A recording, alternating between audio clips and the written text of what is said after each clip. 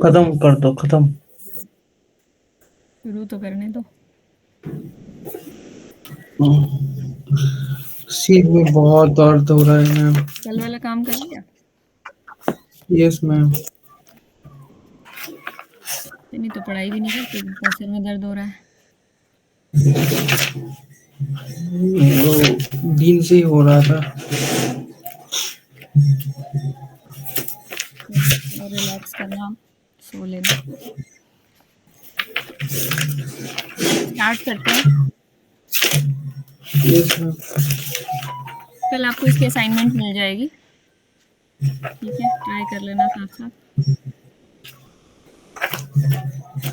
परसों डिस्कस हो जाएगी, या देखते हैं कल ही कर लेंगे।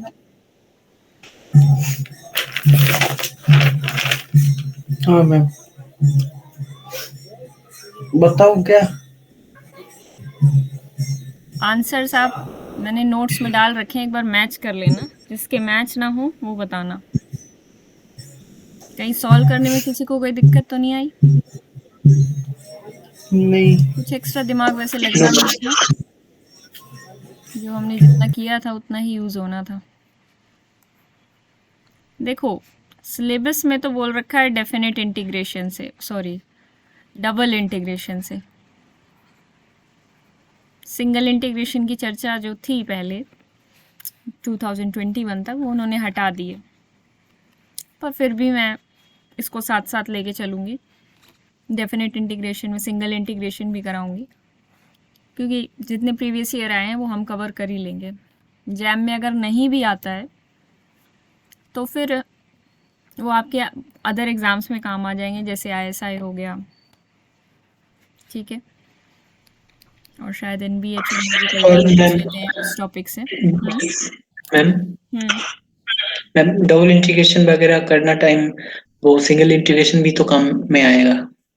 हाँ, इसमें एक गामा फंक्शन हम पढ़ेंगे, वो भी काम आएगा उसमें, ठीक है? तो प्रीवियस ईयर को साथ लेते लेते हम करेंगे इन सब चीज़ों को।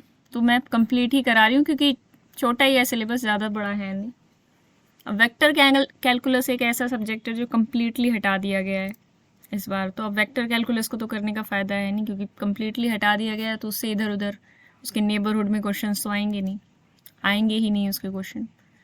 तो इसलिए इसको कंप्लीट ही कर लेते हैं। छोटा सा ही है सिंगल इंटीग्रेशन वाला टॉपिक, ठीक है? बेसिक्स भी इसके आगे यूज़ होंगे। देखो, फर्स्ट प्रॉपर्टी क्या कहती है, ये सब प्रॉपर्टीज़ हम बचपन से पढ़ते आ रहे हैं, 12th क्लास से। इंटीग्रेशन एफ ऑफ एक्स का करना है अगर हमें, कैंसी लिमिट्स लिए हमने, कांस्टेंट लिमिट्स। तो अगर इन लिमिट्स को इंटरचेंज कर दिया जाए तो एक नेगेटिव साइन आ जाता है बस, F of t d T, जो भी लिखना चाहो आप। चलो एफ ऑफ एक्स लिख देती हूँ। सेकेंड प्रॉपर्टी बड़ी इंटरेस्टिंग है कि आप वेरिएबल कोई भी ले लो, कांस्टेंट लिमिट्स के अंदर जब आप इंटीग्रेशन कर रहे हो सिंगल वेरिएबल फंक्शन का, तो इट डजेंट मैटर कि आप कौन सा वेरिएबल ले रहे हो, एक्स ले रहे हो, टी ले रहे हो, ठीक है? ये सब बातें बचपन में हमने पढ़ी थी, मैं बस आपको रिकॉल करा रही हूँ। थर्ड प्रॉपर्टी कहती है कि अगर हमें इस इंटीग्रेशन को ब्रेक करना है तो हम इस तरीके से इसको ब्रेक कर सकते हैं, a to c plus c to b. और यहाँ पे सी कुछ भी हो सकता है, सी ए और बी के बीच में लाई करे, ऐसा कोई भी ज़रूरी नहीं है, बाहर का नंबर भी हो सकता है, ठीक है? कोई भी बड़ा छोटा कोई भी नंबर हो सकता है सी, ठीक है? फोर्थ प्रॉपर्टी कहती है, इन सब प्रॉपर्टीज़ का यूज़ होगा, अभी आप आज क्वेश्चंस करोगे ना, तो कहीं ना कहीं इन प्रॉपर्टीज़ का यूज़ ज़रूर होगा, देखना आप। अगर हम इस इंटीग्रेशन की बात करें तो ये इसके बराबर होता है, ए प्लस बी, मतलब लिमिट्स को ऐड करके माइनस एक्स डी एक्स, ठीक है? ये भी एक इम्पॉर्टेंट प्रॉपर्टी है, कई बार और बड़े ही मुश्किल मुश्किल क्वेश्चन सॉल्व करने में ये हेल्प कर देती है। फिफ्थ प्रॉपर्टी की बात करें, ये सब कुछ नोट्स में लिखा हुआ है, आपको कुछ भी नोट करने की थर्ड जरूरत प्रॉपर्टी नहीं। में सी। हम्म। मैम थर्ड प्रॉपर्टी में सी जो है वो कोई भी रियल नंबर हो सकते हैं? कोई भी रियल नंबर हो सकता है। जैसे सोचा जाए अगर इस बारे में, तो अभी मैं fundamental theorem of integral calculus कराऊंगी ना, तो उसमें ये जो इंटीग्रेशन निकल के आता है हमारे हिसाब से ये f of b minus f of a निकल के आएगा, प्रोवाइडेड कैपिटल एफ इज, इतना आपको पता ही है वैसे, इतनी fundamental theorem of integral calculus इतनी हम जानते ही हैं। अगर स्मॉल एफ का इंटीग्रेशन कैपिटल एफ से गिवन है तो ये कंप्लीट इंटीग्रेशन, डेफिनेट इंटीग्रेशन बनेगा f of b minus f of a. इधर ये क्या बनेगा, f of c minus f of a, और ये वाला क्या बन जाएगा, f of b minus f of c. तो क्या ये एफ ऑफ सी और एफ ऑफ सी कैंसिल होके लेफ्ट राइट हैंड साइड ही नहीं दे देंगे? सी पे क्या कोई रिस्ट्रिक्शन आई? बिल्कुल ज़रूरी नहीं है कि कोई रिस्ट्रिक्शन हाँ आए। 0 to 2 में इंटीग्रेशन किया जाए और 0 to 5 प्लस 5 to 2 ऐसे करके भी उसको ब्रेक कर सकते हो। ठीक है, तो इनके बीच में लाई करना सी का बिल्कुल भी ज़रूरी नहीं है। C can be any real number, लिख भी देते हैं, c can be any real number. ठीक है, आगे बात करते हैं। एक फिफ्थ प्रॉपर्टी है जिसको ऑड इवन में ब्रेक किया जाता है ना, इस टाइप के इंटीग्रल को। Minus a to a integration की बात कर रखी है अगर एफ ऑफ एक्स की, तो हम उसको दो टाइप से लिख सकते हैं, 2 टाइम्स 0 टू ए, मतलब ये जो माइनस ए टू ए ये 2 टाइम्स 0 टू ए बन जाएगा इसका integration, if F of x is even. अगर ये इवन फंक्शन है तो इस तरीके से ये लिमिट आएगी, और अगर ये ऑड फंक्शन है तो ये ज़ीरो आ जाएगी। अगर मैं इसको जनरलाइज करके लिखना चाहूँ तो जो आपको मेन प्रॉपर्टी याद रखनी है, आप सिर्फ इतना भी याद रख लोगे, सिक्स्थ प्रॉपर्टी, तो आपको फिफ्थ याद रखने की ज़रूरत नहीं है। ये कहती है कि minus a to a f of x, sixth नहीं है वैसे, इसी का और पार्ट है। Minus a to a f of x d x is equal to 0 to a f of x d x plus 0 to a f of minus x d x. अब देखो, अगर फंक्शन इवन होता है तो ये क्या बनेगा, ये same 0 to a f of x d x बन जाएगा, और फिर यस ये मैम। सेम हो जाएंगे दोनों, तो इसमें ऐड होके 2 टाइम्स ऑफ वही देने वाला है जो हमने ऊपर लिखा है। ठीक है, अगर फंक्शन ऑड हुआ तो ये माइनस एफ ऑफ एक्स बनेगा, मतलब फर्स्ट वाला इंटीग्रेशन दूसरे वाले इंटीग्रेशन का नेगेटिव हो जाएगा, तो ये दोनों ऐड होके ज़ीरो ही दे देंगे, मतलब integration 0 to a 0 d x, और ज़ीरो का इंटीग्रेशन तो हम जानते ही हैं ज़ीरो ही होता है। ठीक है, डेफिनेट इंटीग्रेशन क्या डिनोट करता है, area under the curve. Zero function का किसी भी इंटरवल के अंदर एरिया देखा जाए वो तो हमेशा ज़ीरो होता है ना। क्या ये बात समझ में आई कि ये ऊपर वाले से कैसे रिलेट कर रहा है? Yes ma'am. ठीक है, वही है कि डेफिनेट इंटीग्रेशन क्या है, कोई भी फंक्शन दे रखा है, इस इंटरवल से इस इंटरवल तक की बात कर रखी है, तो ये बस जो भी फंक्शन है इसका हमें क्या फाइंड आउट करना है, एरिया अंडर द कर्व, और वही फाइंड आउट किया जा सकता है डेफिनेट इंटीग्रेशन की हेल्प से। डबल इंटीग्रेशन में हम देखेंगे कि और आगे बातें जाएंगी, ट्रिपल इंटीग्रेशन में देखेंगे और आगे बातें जाएंगी, सबकी अपनी अपनी ज्योमेट्रिकल इम्पोर्टेंस है। तो सिंगल इंटीग्रेशन के बारे में तो आप जानते हो, एरिया अंडर कर्व। ठीक है, अच्छा, और एक और बात होती है कि अगर किसी नॉन नेगेटिव फंक्शन का, अगर एफ ऑफ एक्स कोई नॉन नेगेटिव फंक्शन है इस इंटरवल में, तो इस इंटरवल में इसका इंटीग्रेशन अगर ज़ीरो आ रहा है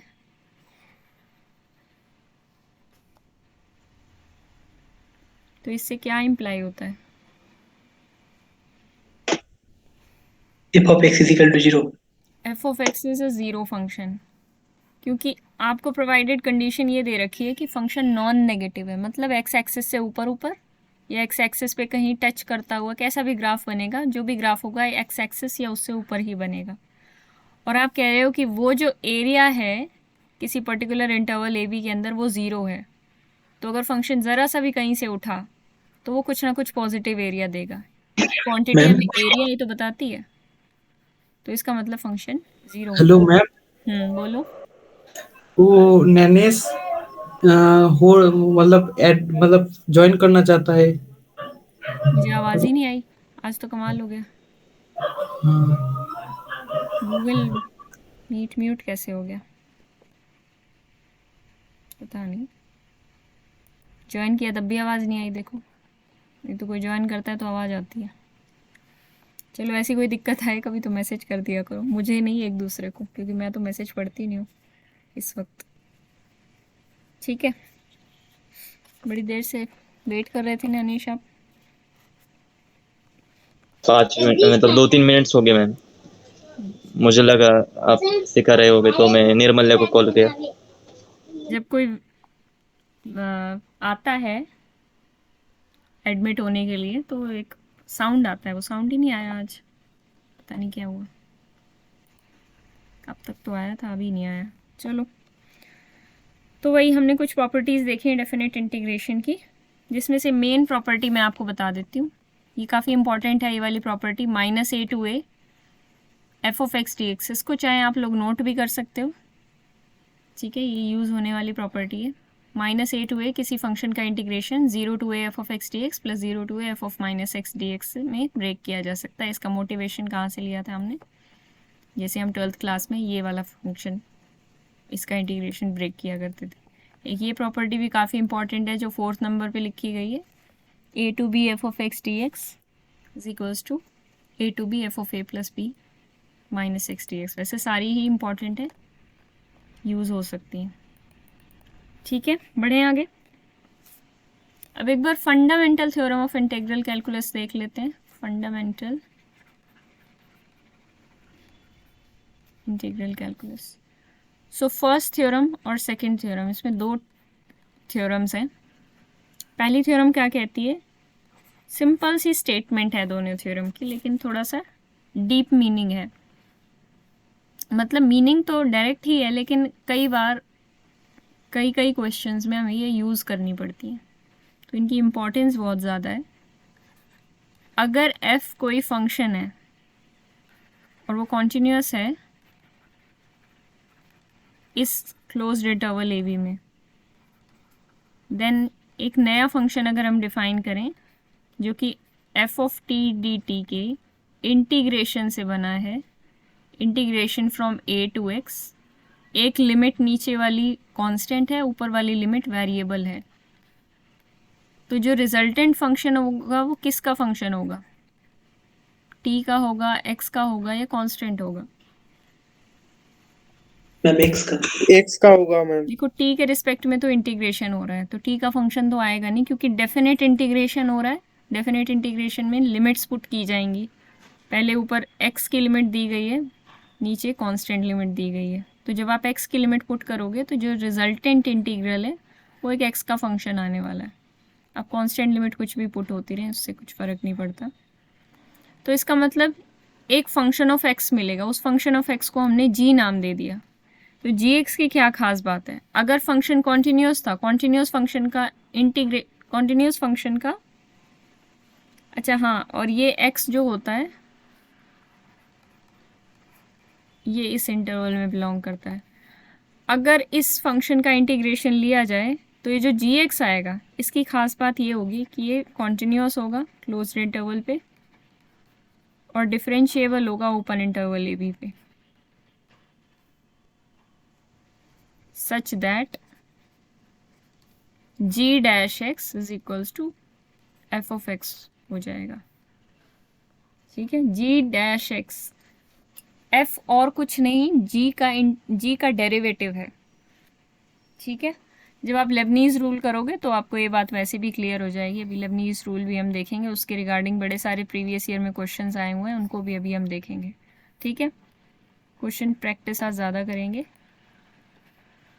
सेकंड थ्योरम पे मैं आती हूँ।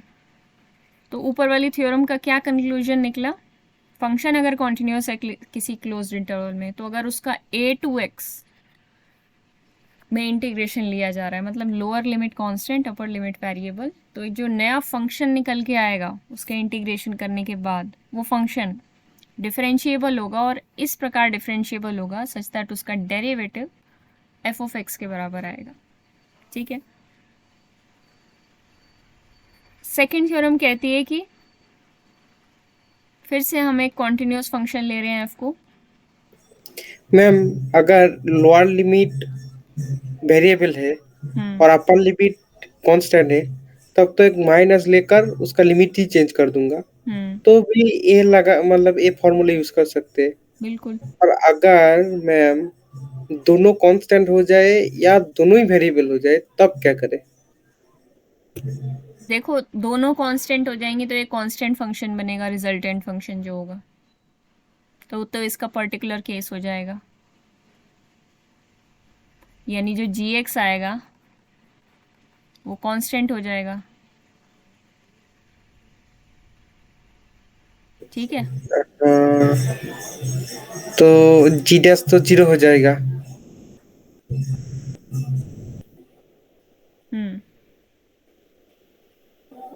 अच्छा मैम सेम यही थ्योरम रीमान इंटीग्रल में भी है। हाँ, ये थ्योरम कराई जाती है, फंडामेंटल थ्योरम। रीमान इंटीग्रेशन में भी यही थ्योरम कराई जाती है असल में। तो वो रीमान इंटीग्रेशन जब मैं कराऊंगी तब भी इस थ्योरम का यूज़ होगा। मैम वहाँ इसका नाम सेकंड मीन वैल्यू थ्योरम है। अच्छा, सेकंड मीन वैल्यू थ्योरम भी बोलते हैं। हाँ, सुना तो है मैंने सेकंड मीन वैल्यू थ्योरम को। बस यही है, दूसरा नाम है इसका। मेन तो इसको यही बोला जाता है। ठीक है, सेकंड देखते हैं। अगर फंक्शन कॉन्टिन्यूस है क्लोज्ड इंटरवल में और कैपिटल एफ उसका एंटी डेरिवेटिव है।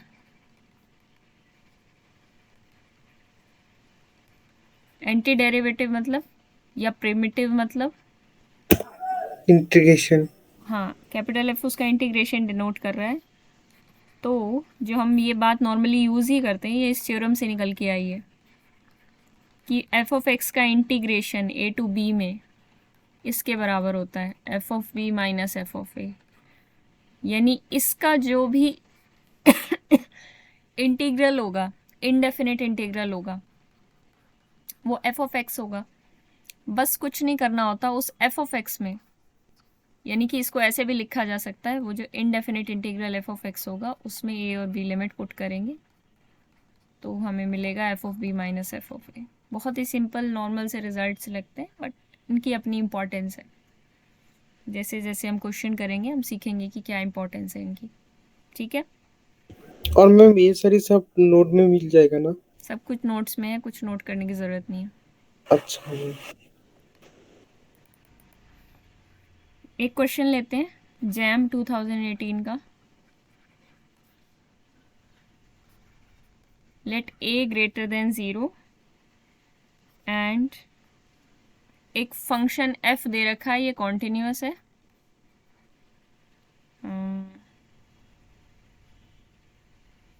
On minus a to a इस इंटरवल पे, और एफ ऑफ एक्स की बात की ये भी प्रॉपर्टी दे रखी है, f of x is equal to minus x for all x belongs to minus a to a, यानी कि इवन फंक्शन है। देन आपको ये फाइंड आउट करना है minus a to a f of x divided by 1 plus e to the x.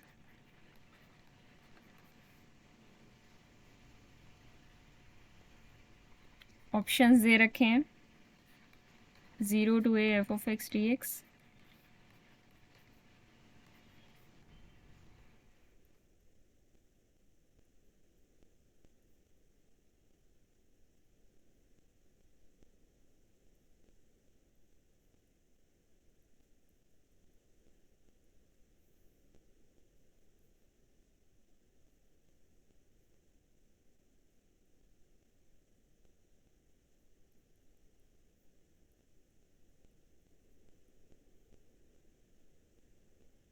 फिर का form किस किस ने भरा था?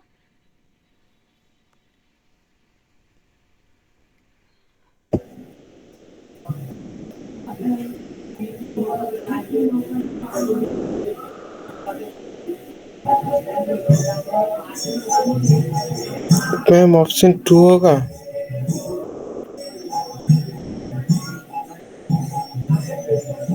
सॉल्व तो करो। वो तो इवन भाग से नहीं, सॉल्व करने का क्या जरूरत है, आप ही ने तो यही फॉर्मूला पढ़ाया था। अच्छा, सेकंड ऑप्शन आएगा फिर। ये तो लग रहा है जहां तक इवन फंक्शन कौन सा है? F of x. और ये अच्छा, ये भी देखना पड़ेगा। तो इवन ऑड ऑड हो जाएगा, क्या होगा?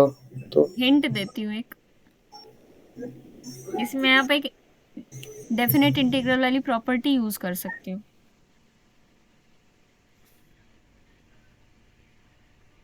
एक प्रॉपर्टी आपको कराई गई थी कि -a to a। देखो, मैंने आपको ऐसी प्रॉपर्टी कराई थी -a to a f(x) dx is equal to 2 times integration या 0। अगर इवन है तो 2 टाइम्स इंटीग्रेशन हो जाएगा 0 to a, ऑड है तो 0 हो जाएगा। लेकिन जब फंक्शन इवन ऑड पता हो तब ना, जब इवन ऑड का मिक्सचर हो तब हम उसको कैसे सॉल्व करेंगे, उसके लिए वो और वाला पार्ट कराया गया था। जस्ट टू रिमाइंड यू, ये था वो पार्ट, इसलिए ये इम्पॉर्टेंट था कि अगर आप इवन ऑड नहीं जानते तो उस स्टेप में तो आगे बढ़ ही नहीं सकते, ये वाले में, इस प्रोसेस में। तो इसमें तो आगे बढ़ सकते हो, इसमें आगे बढ़ के देखो, इसको यूज़ करके देखो कि आपको कुछ मिलेगा। 0 to a f(x) dx + 0 to a f(-x) dx।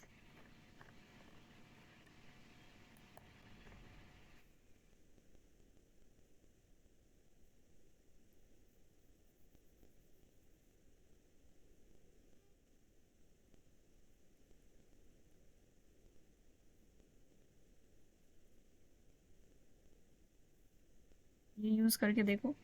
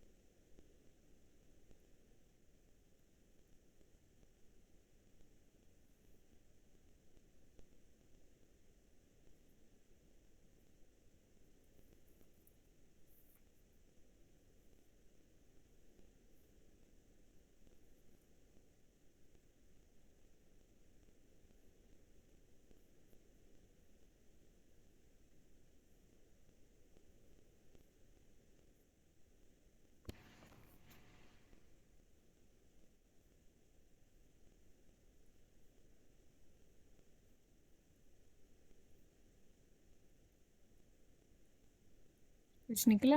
कहीं तो पहुंचे होगे।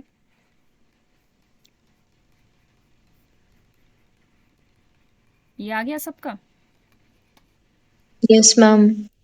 इसके बाद क्या किया, किस प्रॉपर्टी को यूज मैम किया? f(-x) fx ही हो जाएगा, वो कॉमन हो जाएगा एक टाइप से हम्म। इंटीग्रेशन में। और अंदर बचेगा 1/(1 + e⁻x) प्लस 1/(1 + e⁻−x)। डिनोमिनेटर में आइडेंटिटी लग जाएगी a² - b² की। ऊपर बन जाएगा 2 + e⁻x प्लस e⁻−x। आगे नहीं हो रहा। a² - b² की आइडेंटिटी 1 - अच्छा नहीं लगेगी, ठीक है, वही गड़बड़ कर दी, नहीं फर्दर, लगेगी। हाँ फर्दर इसको सॉल्व करो, देखो क्या आता है। अब इसी पे सारा कोई तो चीज सॉल्व नहीं डिपेंड हो है। रहा है, उस तरफ तो पहुंच गया मैम, उस तरफ तो। हाँ, यहाँ तक तो सब पहुंच गए होंगे, बस इसको सॉल्व करना ही एक चैलेंज नहीं है, आसान सा काम है। e⁻x प्लस e⁻−x प्लस 1 ऊपर से कैंसिल हो जाएगा, 1 ही बच जाएगा ये। 1 ही बच जाएगा ना। आप इसका एलसीएम लो या कैसे भी सॉल्व करो, या e⁻x को 1/e⁻x कर लो, तो ये नीचे क्या बच जाएगा, e raise to x plus one, और नीचे ई रेस टू एक्स वो ऊपर चला जाएगा। अब साफ साफ दिख रहा है कि ये वन आएगा। ठीक है, आपने वैसे किया होगा, क्या आ रहा था उसमें, two plus e raise to x plus e raise to minus x, जो भी हो ऐसे सॉल्व करके भी वही आएगा। One plus e raise to x, one plus e raise to minus x, कुछ ऐसा सॉल्व किया होगा तभी वन ही आएगा। अब जैसे मर्जी सॉल्व करके देख, अच्छा समझ सॉल्व गया। करने से डरा मत करो इतना। हम्म, ये और क्वेश्चन गया मैंने ही उसी का बताया था सॉल्व। वो आईआईटी वालों को जी, ये वाला दे दो, नहीं होगा। अच्छा, मेरे से ही पूछ के करा था ये। अभी आपसे नहीं हो रहा हाँ? हाँ भूल गया ना। बता के भूल गए, वाह कितने महान हैं आप, याद ही नहीं रखते बता के।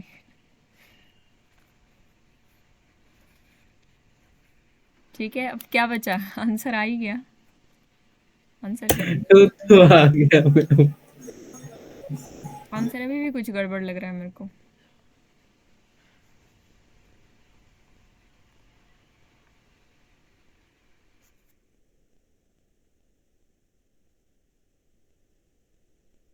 ई, ऐसा तो कोई ऑप्शन ही नहीं दे रखा, ए ऑप्शन दे रखा है, ए आना चाहिए आंसर फिर। हाँ तो क्या दे रखा है? ठीक है ना, कैलकुलेशन सारी सही है, तो ये आ लग तो जाएगा रहा है। 0 to a f of x dx। एक अगला क्वेश्चन करो, देती हूँ। अच्छा क्वेश्चन था ना? बहुत अच्छा था। Yes ma'am. क्या ही दूँ, वो मुझे ही कराना होगा।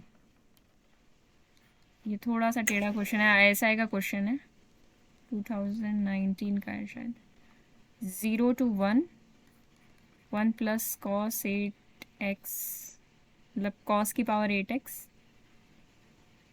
ax square plus bx plus c dx, this is equal to 0 to 2, same thing, 1 plus cos 8 raised to x, ax square plus bx plus c dx, then ax square plus bx plus c,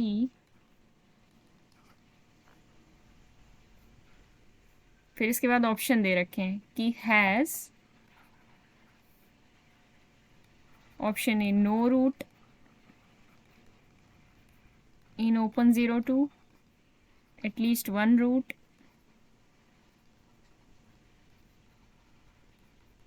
in open 1 to, and c option है double root. Try करना शुरू करो इस question को, एक अपना एक trial दो 2 मिनट का, फिर मैं बताती हूँ इसको।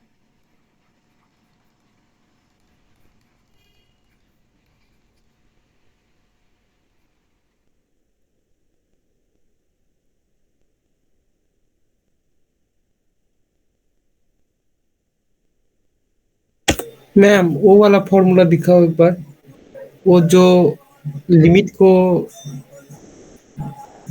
मतलब दो दो लिमिट में वो कर दिया था ना। ये वाला नहीं नहीं ये वाला से तो नहीं होगा। फॉर्मूला यही है।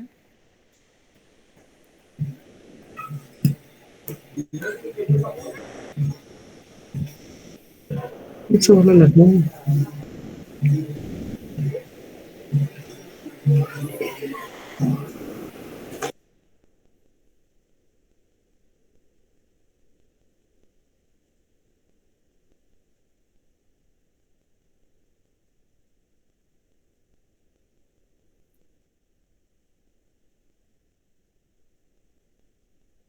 इसको क्या दोनों साइड को सॉल्व करूं?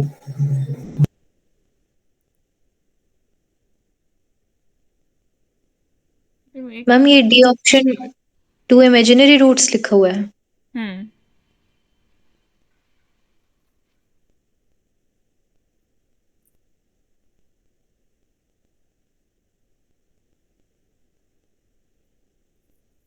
मैम मेरा तो बी ऑप्शन आ रहा है। कैसे? डी या बी? B for ball. कैसे? मैम ये जो राइट साइड पे 0 to 2 दे रखा है इसको ब्रेक कर दिया, 0 से 1, 1 से 2, और फिर दोनों साइड पे जो सेम इंटीग्रल था 0 से 1 वाला वो कैंसिल, तो 1 to 2। और वाला 0 आ जाएगा। मतलब x की 1 से लेके 2 तक जितनी भी वैल्यूज हैं सबके लिए इंटीग्रेशन जब करेंगे तो 0 आ जाएगा।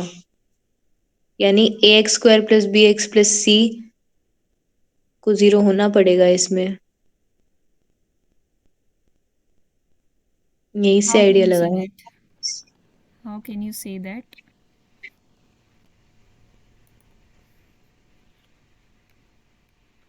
क्योंकि जो दूसरी टर्म इसके साथ मल्टीप्लिकेशन है वो तो पॉजिटिव ही रहेगी ना। दिस cos इज की ग्रेटर देन इक्वल टू 1, इसके बारे में तो पता है हमें। अब बात आती है इसकी।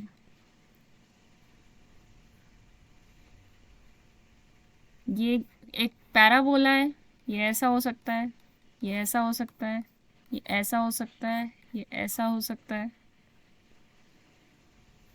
ठीक है। ये ऐसा भी हो सकता है और ऐसा भी हो सकता है।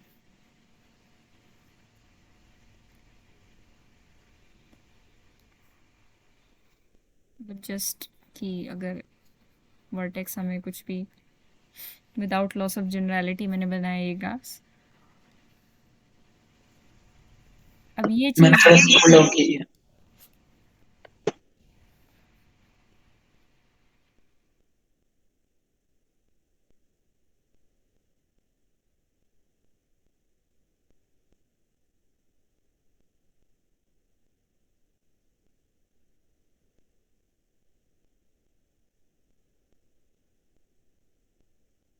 कहने का मतलब है ये तो एक पॉजिटिव फंक्शन है, ये एक नेगेटिव फंक्शन हो सकता है, नेगेटिव और पॉजिटिव इस इंटरवल के अंदर 1 2 के अंदर, क्योंकि ए और बी और सी तीनों ही आर्बिट्रेरी हैं, हमें उनके बारे में नहीं पता। तो एक नेगेटिव भी दे सकता है 1 2 के अंदर। अगर ये गारंटी हो जाए कि ax² + bx + c, अगर ये गारंटी हो जाए कि ये नॉन नेगेटिव है फंक्शन, तो फिर हम बोलेंगे कि हाँ this has to be 0, ax² + bx + c will be equal to 0 कम से कम एक बार। मतलब ये तो आइडेंटिकली 0 हो जाएगा इन 1 2, क्योंकि ये कम्प्लीटली एक नॉन नेगेटिव फंक्शन आ जाएगा ना।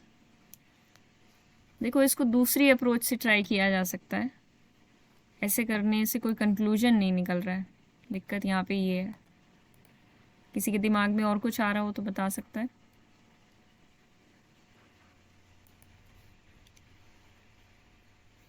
एक फंक्शन अगर हम डिफाइन करें g(x), कैसे डिफाइन करें? 0 to x 1 + ax² + bx c। अब g1 की वैल्यू क्या आएगी ज़रा देखो। g1 की वैल्यू आएगी 0 to 1 blah blah blah dx, and g2 की वैल्यू आएगी 0 to 2 blah blah blah dx। आपने रियल एनालिसिस किया है, डिफरेंशिएबिलिटी की है, उसमें आपने रोल्स थ्योरम पढ़ रखी है। g1 और g2 according to given condition they both are equal, right? यही दे रखा यस है। मैम। तो हमने अपनी कन्वीनियंस के हिसाब से फंक्शन ऐसा डिफाइन किया कि हम रोल्स थ्योरम अप्लाई कर सकें। ये क्वेश्चन ऐसा है कि डायरेक्ट एग्ज़ाम में इस तरीके की ट्रिक दिमाग में आ जाए, ये बहुत ही रेयर चांसेस हैं, ठीक है। इसीलिए मैं करवा रही हूँ आपको कि आपको कुछ नया भी यहाँ से पता चले। तो हाँ, हार्ड क्वेश्चंस में आता है ये क्वेश्चन कि अगर ये दिमाग में आ गया तो फिर उसके बाद तो कुछ है ही नहीं। रोल्स थ्योरम क्या करेगी? अब इस इंटरवल के अंदर कोई ना कोई m मिल जाएगा आपको such that g' m is equal to 0, ठीक है। अब g' m यहाँ से क्या निकलेगा? Bye fundamental theorem of integral calculus part 2। अच्छा हाँ, एक और बात, मोस्ट इम्पॉर्टेंट बात कि रोज थ्योरम हम अप्लाई करें उसके लिए g has to be differentiable in open interval 1 2। एक बार आप देख के बताओ कि जी डिफरेंशिएबल क्यों होगा। अगर होगा डिफरेंशिएबल, मैं रोज थ्योरम अप्लाई करने को बोल रही हूँ, तो क्यों डिफरेंशिएबल होगा ओपन इंटरवल में 1 2 में, क्या रीज़न देंगे हम इसके लिए।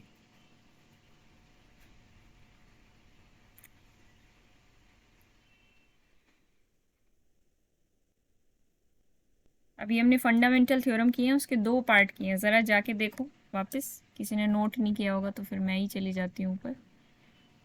ये 2 पार्ट्स हैं, ज़रा यहाँ पे ध्यान से देखो क्या स्टेटमेंट्स हैं इनकी। कहाँ चले गए?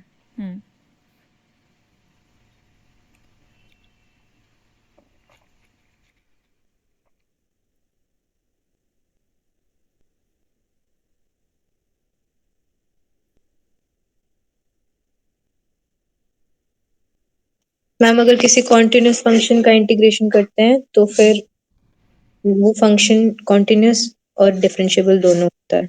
जो रिजल्टेंट फंक्शन होता है वो continuous and differentiable in open interval, continuous in closed interval होता है। यही कंडीशंस तो चाहिए बस हमें रोज थ्योरम के लिए। और जो एक्स्ट्रा कंडीशन चाहिए, ए और बी एंड पॉइंट्स पर सेम वैल्यू चाहिए, वो तो क्वेश्चन में गिवन ही थी। इसीलिए उसका फ़ायदा उठाते हुए हमने ऐसा फंक्शन डिफाइन किया ताकि G1 निकालें और G2 निकालें, दोनों इक्वल आ जाएं। तो अब मैं यहाँ से बोल सकती हूँ G is differentiable in 1 2 bye fundamental theorem of integral calculus part 1। ठीक है, सीजन 1। सो कोई ना कोई m एग्जिस्ट करेगा सच दैट उस m पर g का डेरिवेटिव 0 का। अब g का डेरिवेटिव क्या आएगा by second fundamental theorem? g का डेरिवेटिव आएगा g डैश x निकल के आने वाला था ये, पर अब उसमें m पुट करेंगे तो वो ये निकल के आएगा am² + bm + c is equal to 0 for at least 1 m in open interval 1 2। Clear है यहाँ तक सब कुछ? Yes ma'am. सब कुछ साफ है। तो अब यहाँ से क्या बोल सकते हैं? अब दिमाग लगाओ। मैम ये वही हो गया, लेफ्ट वाली टर्म तो पॉजिटिव ही रहेगी, तो राइट दिस वाली इज को ही ऑलवेज जीरो होना ग्रेटर देन पड़ेगा। 0, सो दिस विल बी, वो तो 0 होगा नहीं, इसका मतलब am² + bm + c ये इक्वल टू 0 होगा सेम फॉर एटलीस्ट 1 m इन 1 2। ठीक है, तो इसका मतलब ये चीज़ निकल के आई कि ये at least 1 point in open interval 1 2 में 0 होगा। तो बस कौन सा ऑप्शन सही होगा इसके हिसाब से? फर्स्ट कह रहा है कि नो रूट इन 0 2, गलत है क्योंकि 0 2 में एक एटलीस्ट 1 पॉइंट तो हमें मिलेगा जिस पर वो 0 होगा। सेकंड ऑप्शन करेक्ट है। डी कह रहा है 2 इमेजिनरी रूट्स, नहीं, अगर एक रियल आ गया तो दूसरा भी रियल ही आएगा। सी ऑप्शन के लिए आपको काउंटर ढूंढना है। सी ऑप्शन में कह रहा है डबल रूट इन 0 2, क्योंकि हमने एटलीस्ट 1 की गारंटी दी है, तो बस हमें ये दिखाना होगा कि 0 2 ओपन के अंदर कोई डबल रूट ना आए। ठीक है, यस मैम। तो कोई ऐसा मैम एग्जांपल इसका है? डेरिवेटिव मैम इसका डेरिवेटिव लेंगे और 1 to 2 या 0 to 2 ओपन इंटरवल में देखेंगे तो उसका साइन चेंज नहीं होएगा, शायद इस तरीके से कर सकते हैं। किसका डेरिवेटिव? x² + bx + c का। देख सकते हो, जैसे भी देखना मुझे कल बताना। ठीक है, अच्छा क्वेश्चन ओके था। मैम।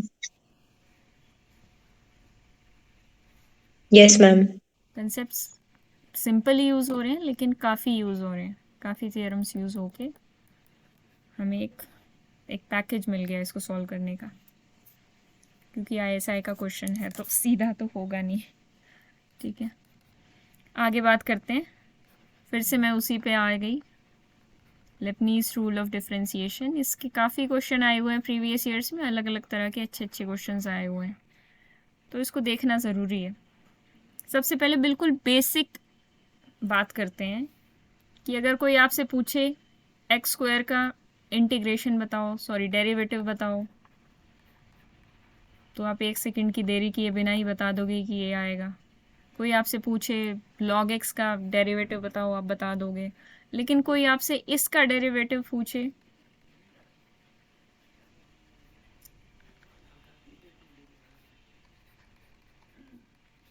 इसका डेरिवेटिव पूछ लिया जाए आपसे, फंक्शन एफ ऑफ एक्स का, इसका डेरिवेटिव आप कैसे बताओगे?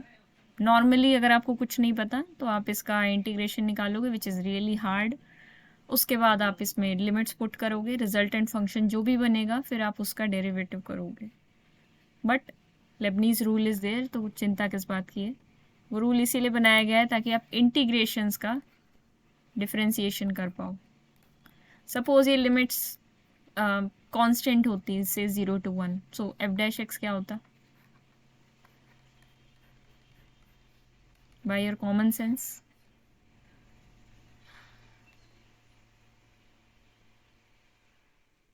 F dash x, come on, ma'am 0 होता। 0 होता, कांस्टेंट फंक्शन आता। ये लिमिट्स पे डिपेंड करता है, और ये जिस वेरिएबल dx नहीं आएगा, यहाँ पे dt आएगा, जिस वेरिएबल के रिस्पेक्ट में आप इंटीग्रेट कर रहे हो, they may be multiple variables, t और x दो वेरिएबल्स हो सकते हैं। जिन लिमिट्स को आप पुट कर रहे हो इंटीग्रेशन के अंदर, लिमिट्स कांस्टेंट भी हो सकती हैं, वेरिएबल भी हो सकते हैं, उस हिसाब से जो रिजल्टेंट फंक्शन आएगा उसको आपको थोड़ा सा जज करना भी आना चाहिए। हम साथ साथ देखते रहेंगे और मैं आपसे पूछती भी रहूँगी कि ये फंक्शन किस वेरिएबल में आएगा, ये किस में आएगा, ये कांस्टेंट होगा कि नहीं होगा। ठीक है, यहाँ एफ डैश एक्स आएगा। मैम ये एफ डैश एक्स 0 कैसे आया? एफ ऑफ एक्स कैसा फंक्शन होगा? एफ ऑफ एक्स जो भी फंक्शन होगा, वी डोंट नो, उसका हम इंटीग्रेशन करेंगे और उसके अंदर जब लिमिट पुट करेंगे तो लिमिट्स है कांस्टेंट, कांस्टेंट लिमिट हाँ पुट जी। करने के बाद एफ ऑफ एक्स एक कांस्टेंट फंक्शन आएगा ना, तो f dash x is equal जी। टू 0। पर हमेशा ओके। तो कांस्टेंट लिमिट नहीं दी होंगी, थोड़ा टेढ़ा मेढ़ा भी दिया होगा, तो बस उसी को सॉल्व करने में हेल्प कराएगा Lebanese rule of differentiation, which is मतलब हर जगह ही यूज़ होता है, बहुत ज़्यादा इसकी वाइड एप्लीकेशन है। आपने देखा होगा, मैंने कई बार आपको क्लास में कराया है, कई बार हमें यूज़ करना पड़ता था। अगर हम सिंपल सी बात करें, नंबर 1, कुछ भी लिखने की ज़रूरत नहीं है, कभी कुछ लिखना होगा अगर मुझे लगेगा तो मैं आपको बता दूंगी। सिंपल सी बात करते हैं, integration phi 1x phi 2x, constant के लिए हमने देख लिया, कांस्टेंट का सीन अब मैं हटा रही हूँ क्योंकि कांस्टेंट के लिए आप सब कुछ जानते हो। F of x d x, function एक सिंगल वेरिएबल फंक्शन है, it might be multiple variable, 2 variable का भी फंक्शन हो सकता था, उसके बारे में भी हम बात करेंगे। लेकिन इंटीग्रेशन सिंगल ही होगा, अब ध्यान देना, सिंगल इंटीग्रेशन ही होगा, चाहे यहाँ डबल वेरिएबल का फंक्शन है उसको चाहे आप डी टी के रिस्पेक्ट में इंटीग्रेट करो, चाहे एक्स के रिस्पेक्ट में इंटीग्रेट करो। जो हम लेबनीज रूल पढ़ रहे हैं उसमें इंटीग्रेशन हम सिंगल ही लेंगे। डबल इंटीग्रेशन भी आपने देखा होगा, F of x T D x इस टाइप का होता है, उसकी बात हम नहीं कर रहे हैं। इंटीग्रेशन सिंगल ही रहेगा, लेकिन अभी सिंगल वेरिएबल और सिंगल इंटीग्रेशन, इन दोनों की बातें हो रही हैं। अब क्योंकि सब कुछ x के अंदर है, कुछ गड़बड़ हो गई,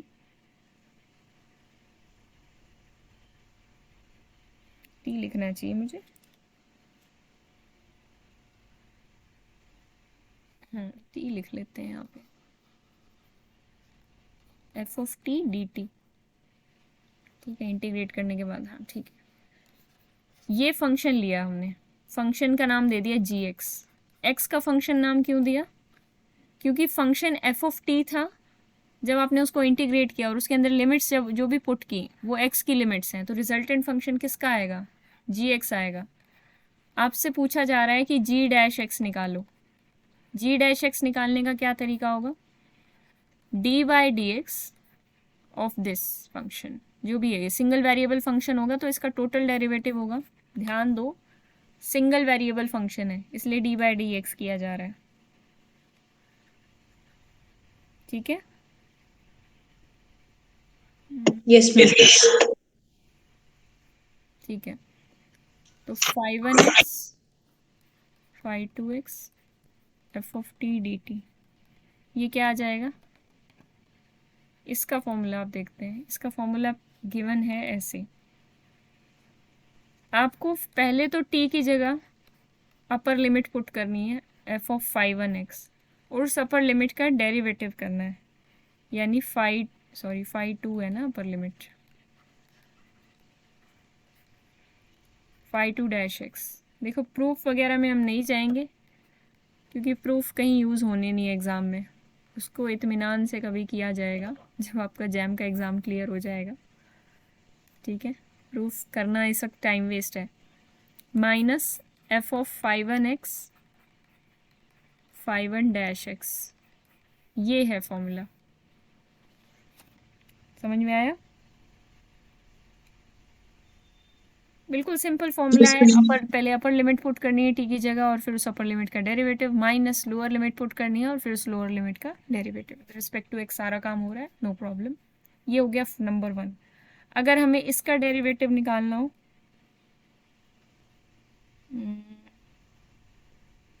एक सेकेंड रुकना है।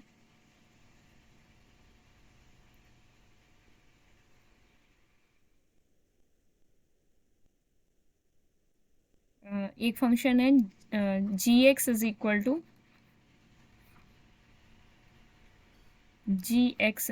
To phi1x। अब देखो चेंज क्या होगा, टाइप 2 कर रहे हैं हम। लिमिट्स वैसे ही लिए मैंने, लेकिन फंक्शन में एक चेंज आया है। फंक्शन 2 वेरिएबल्स का है, लेकिन उस फंक्शन का जो इंटीग्रेशन हो रहा है वो मान लो t के रिस्पेक्ट में हो रहा है। ठीक है, t के रिस्पेक्ट में डेरिवेटिव होगा, सॉरी इंटीग्रेशन होगा उस फंक्शन का, और जो लिमिट्स पुट होंगी वो x के अंदर पुट होंगी। तो जो रिजल्टेंट फंक्शन बनेगा वो किसका फंक्शन बनेगा, ज़रा बताओ? मैम x का। x का फंक्शन बनेगा, इसीलिए मैंने यहाँ gx लिखा है। अब हमारा एम है g डैश x निकालना।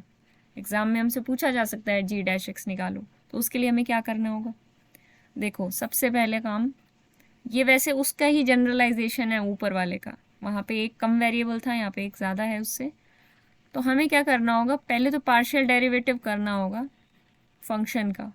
किसके रिस्पेक्ट में?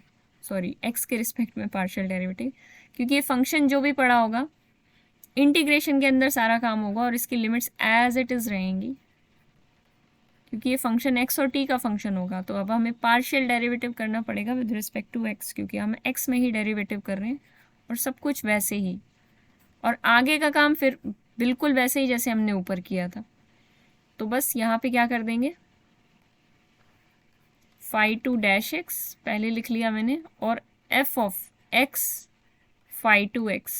फंक्शन के अंदर जहाँ जहाँ t है आप अपनी phi2x पुट करो, minus phi1 dash x dot f of x phi1x। पहले हमें पार्शियल डेरिवेटिव करना है x के रिस्पेक्ट में, जो भी फंक्शन होगा t में होगा, हमें नहीं मतलब, हमें x के रिस्पेक्ट में पार्शियल डेरिवेटिव करना है और बाकी पूरा इंटीग्रेशन एज इट इज़ करना है।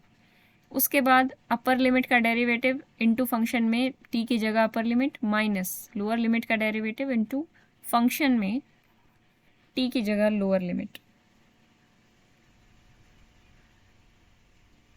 ठीक है,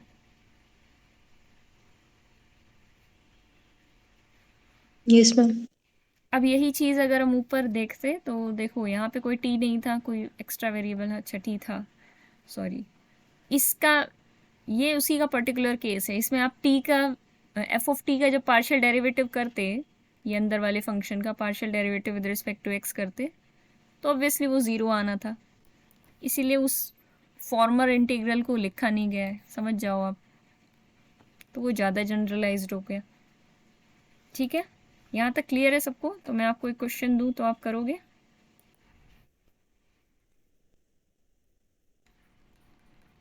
इस टाइप का फंक्शन दे रखा है,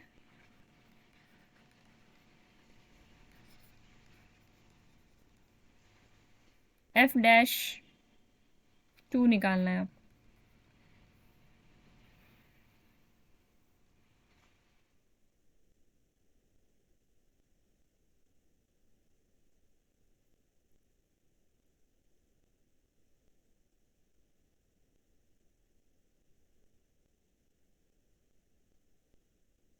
f डैश पाई निकालो।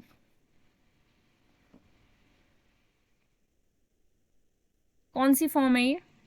ऊपर वाली है नीचे वाली, टाइप 1 और टाइप 2? 1. हम टाइप 1। टाइप 2 का सोच के भी इसको किया जा सकता है, बट ठीक है, आपको जैसा कन्वीनियंट लगे। मैम जैसे अगर हम टाइप 2 से टाइप 1 पे जाना चाहें तो हमारा ये जो derivative, partial derivative with respect to x वाली टर्म है वो 0 हो जाएगी ना? हाँ, रूट ऑफ साइन टी है, square root of sine t. अब इसका पार्शियली एक्स के रिस्पेक्ट में डेरिवेटिव 0 हो जाएगा। इसीलिए type 2 is more generalised.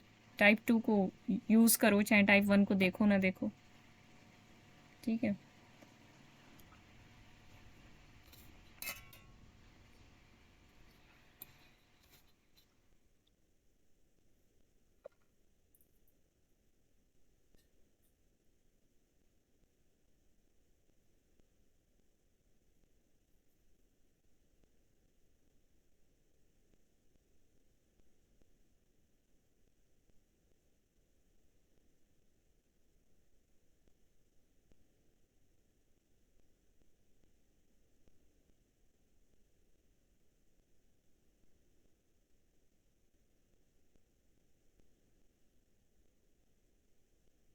Constant function का इन्वर्स फंक्शन एग्जिस्ट करेगा क्या?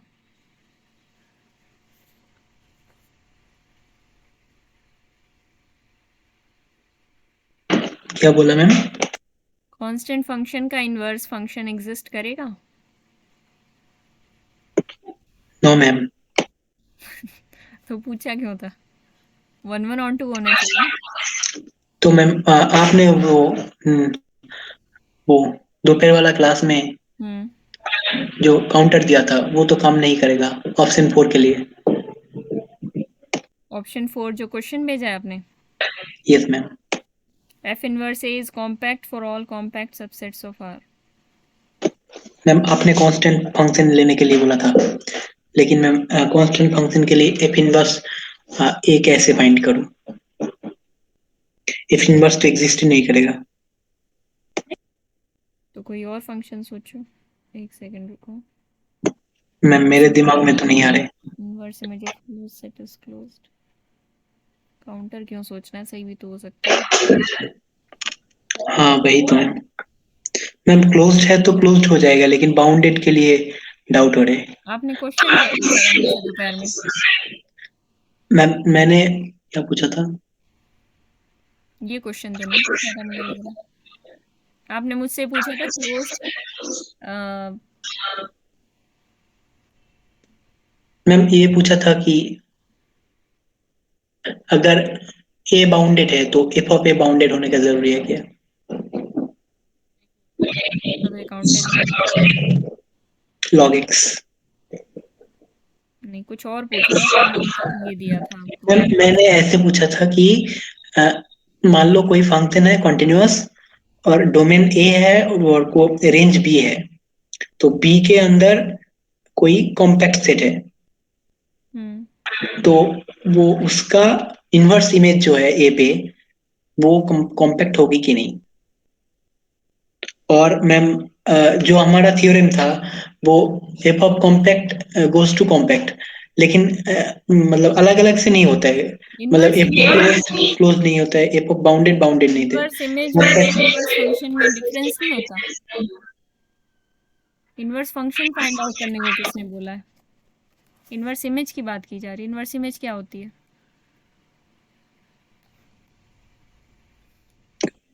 लेकिन मैम एफ इनवर्स एग्जिस्ट करने के लिए तो इनवर्स इमेज की बात हो रही है, इनवर्स फंक्शन की बात नहीं हो रही। और दूसरी बात, आप कुछ और ही समझ रहे हो, इस क्वेश्चन में कुछ और ही दे रखा है। हाँ मैम। एफ इनवर्स ए की बात हो रही है पहली बात तो, इनवर्स फंक्शन की नहीं, इनवर्स इमेज पूछी है उन्होंने। आपने भी मेरे से इनवर्स इमेज पूछी थी, इसलिए मैंने आपको वो फंक्शन बताया था। वो मतलब वो क्वेश्चन का चारों चारों ही गलत हो गए क्या? नहीं नहीं, चारों कैसे गलत होगा, देखती हूँ मैं क्वेश्चन है। क्वेश्चन अच्छा है।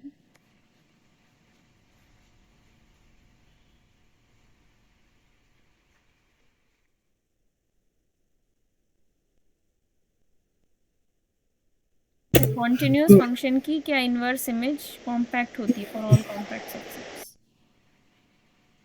पर ये तो ए को कॉम्पैक्ट लोगे तब ना। देखते हैं इसको इत्मीनान से। आप लोग इस क्वेश्चन का बताओ, इसमें थोड़ा सा सोचना है, अच्छे से सोचना पड़ेगा। मैम ये जो आपने क्वेश्चन दिया है, ये मैम जो भी आंसर आ रहा है बोलो ना। 2 पाई मतलब sine pi square. 2 pi square root of sine pi square, नहीं हाँ ऐसा ही आ रहा है। ये यस आ रहा मैम। है, ये हाँ सबका आ रहा है। पर साइन पाई स्क्वायर तो मैम नेगेटिव होता है। नेगेटिव होता है। हाँ हम पाई स्क्वायर की वैल्यू 10 होती है, मतलब अप्रोक्सीमेटली। चलो, इस फंक्शन का रेंज सेट कॉम्प्लेक्स नंबर है।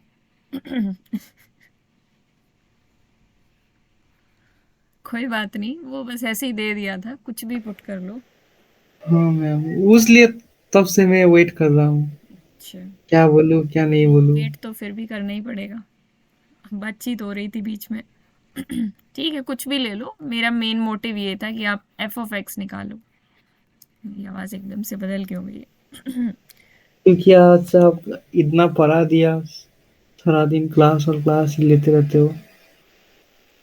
हर बात का यही जवाब होना होता है, नहीं?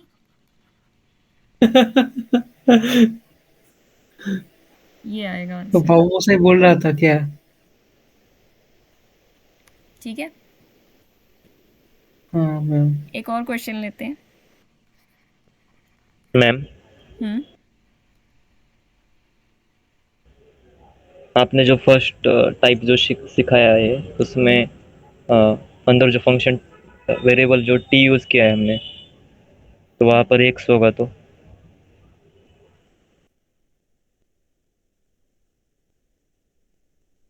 ये वाली, ये फर्स्ट टाइप है ना। Yes ma'am. देखो एक्स तो क्या ही होगा, एक्स होने का मतलब है फिर आप इंटीग्रेशन की लिमिट्स क्या पुट करोगे, इसलिए यहाँ वेरिएबल चेंज करके लिखना पड़ता है आपको। वो मैंने पहले एक्स लिख दिया था, इसीलिए मैंने चेंज किया। समझ रहे हो? यहाँ एक्स नहीं हो सकता। आप उसी वेरिएबल के रिस्पेक्ट में इंटीग्रेट भी करो और फिर वही वेरिएबल की लिमिट्स पुट करो, ऐसा नहीं होता। ठीक है, ये वेरिएबल कुछ नहीं है।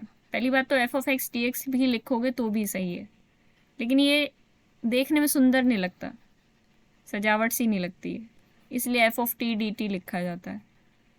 अब टी हमें ये बताता है कि ये कोई भी दुनिया का वेरिएबल है। हम अगर एक्स कोई पुट करेंगे तो उसमें तो डेल बाय डेल एक्स का कुछ जीरो तो नहीं आएगा मैम, वो फर्स्ट जो पॉइंट है वो। किस में पुट करेंगे?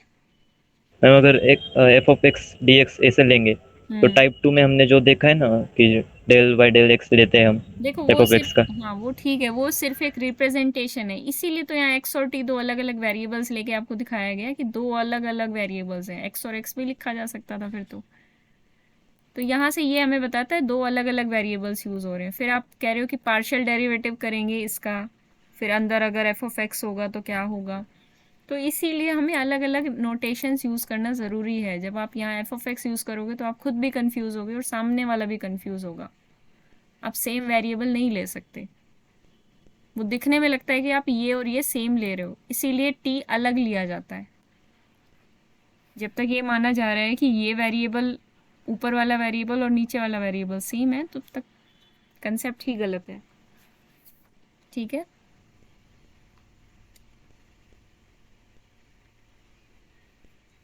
जैसे कि क्या एग्जांपल दूं मैं आपको?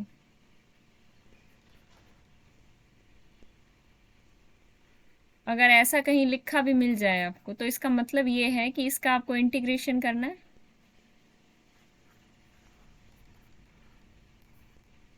बस आपको इसका इंटीग्रेशन करना है, ऐसा कुछ क्वेश्चन आया भी था ऊपर।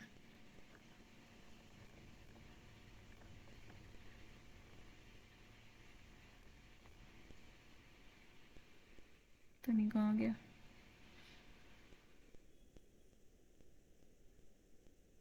देखो यहाँ पे भी हमने क्या लिया था, टी वेरिएबल अलग से लिया था, लिमिट वाला वेरिएबल अलग से लिया था।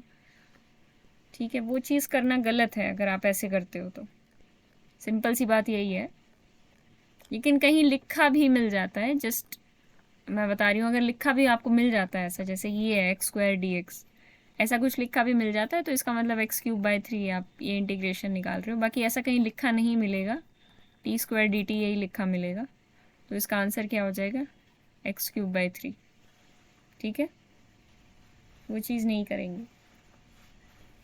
यस मैम, मतलब डेफिनेट इंटीग्रल में तो हम फंक्शन में जो वेरिएबल होता है वो उसको मतलब कुछ भी रख दे, फर्क तो नहीं पड़ता है।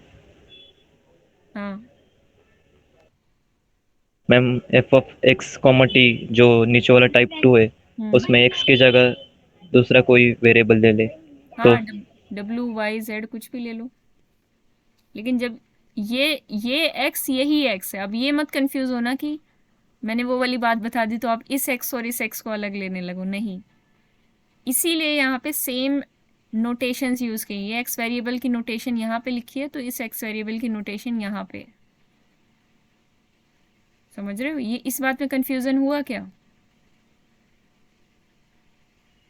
ये सेम वेरिएबल है, ये कुछ अलग वेरिएबल नहीं है। फॉर एग्जांपल जब आप किसी फंक्शन का इंटीग्रेशन करते हो, जैसे 0 to 2 plus sine x d x, तो यहाँ एक कांस्टेंट पड़ा होता है ना, और यहाँ भी एक कांस्टेंट है, तो क्या ये इनवैलिड है? नहीं, बिल्कुल भी नहीं। लेकिन हम इसका जो इंटीग्रेशन लेते हैं एक्स के रिस्पेक्ट में लेंगे, जो एक वेरिएबल है उसके रिस्पेक्ट में लेंगे, और दूसरा वेरिएबल जो ट्रीट होगा वो एज अ कांस्टेंट ही ट्रीट होगा। यहाँ पे x as a constant treat होगा जब हम इंटीग्रेट करेंगे। ठीक है,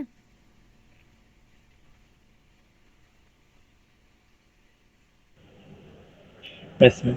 अभी भी डाउट लग रहा है? कहाँ डाउट है?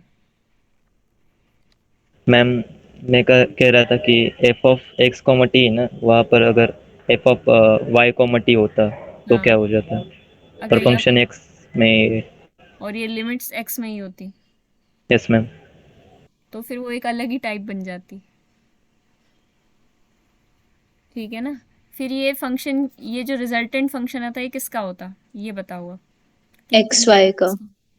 हाँ, ये जो फंक्शन निकल के आता है जी ऑफ एक्स वाई टाइप का होता।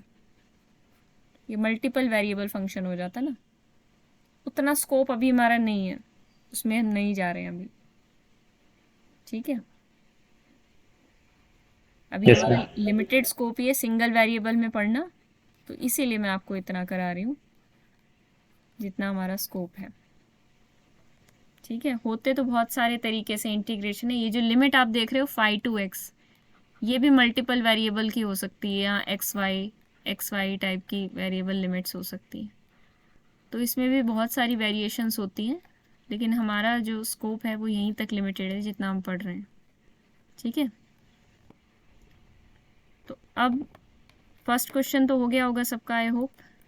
अगर किसी का नहीं हुआ है तो डिस्कस कर लेते हैं, और जिनका हो गया है वो ये वाला क्वेश्चन करें। 0 to x, इसमें आपको क्या लग रहा है? सबसे पहली बात इन्होंने क्या पूछी हुई है? पहले तो इसको एनालिसिस करोगी, ये क्वेश्चन क्या है। लिमिट x इन्फिनिटी को अप्रोच कर रहा है, चलो इन्फिनिटी को नहीं कर रहा, पहले ये देखो अगर 0 को कर रहा है तो क्या क्या लग रहा है फिर आपको? ये लिमिट फाइंड आउट करनी है, फिर आपको इंटीग्रेशन भी दे रखा है, मतलब फंक्शन इंटीग्रेशन की फॉर्म में दे रखा है और लिमिट फाइंड आउट करने का बोला हुआ है। तो सबसे पहली चीज़ आपके दिमाग में क्या आती है?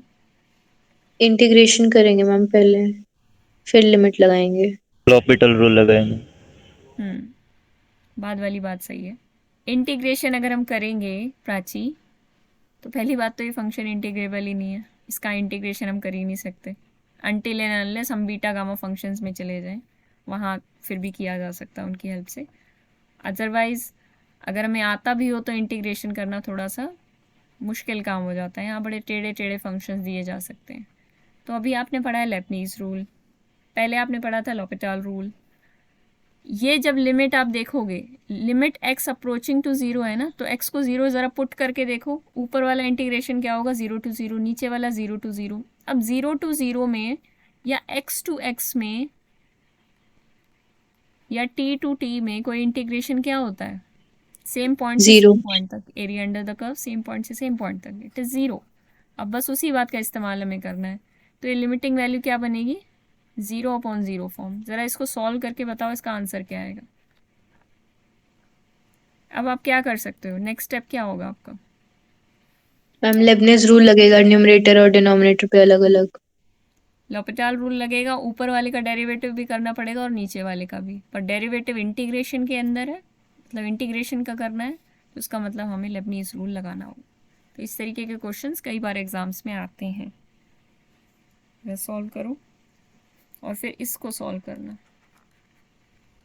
चलो ये होम टास्क दे देते हैं। इन्फिनिटी अगर लिमिट चेंज कर दी जाए तो क्या होगा? इसका आंसर निकाल के बताना मुझे।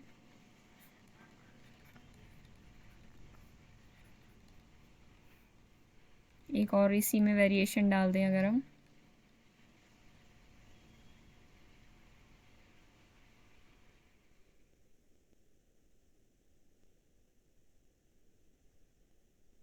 वैसे स्क्वायर था, कर दूं स्क्वायर? चलो सॉल्व करने लग गए होगे आप तो अब तक, स्क्वायर लगाना ही भूल गई मैं। चलो बस यही है, ठीक है, ये वाला ट्राई करना, कल बताना मुझे।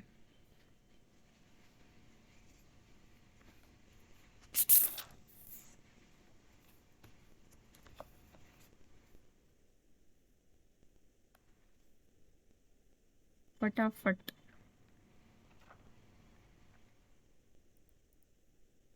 ये वाला अभी ट्राई करो।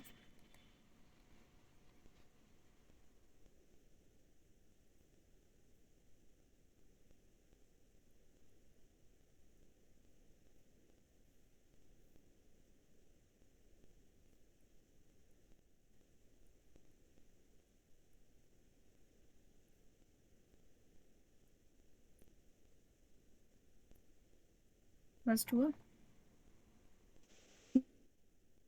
जीरो आ रहा है मैम। 0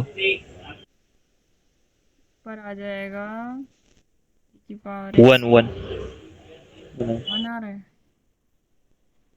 sorry sorry.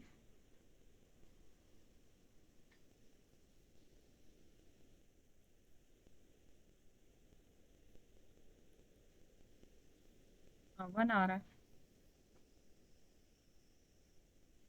है कि नहीं? यस मैम 1 आ रहा है। ठीक है, अब तो सबको क्लियर होगा, सॉल्व भी कर दिया मैंने। इसको देखो, इसको कैसे करोगे? हो गया ना सबका ऊपर वाला? सेकंड को देखो, और ऊपर वाला इससे जो बैक मैंने सर्कल कर रखा है, इसको आपको घर पे ट्राई करना है।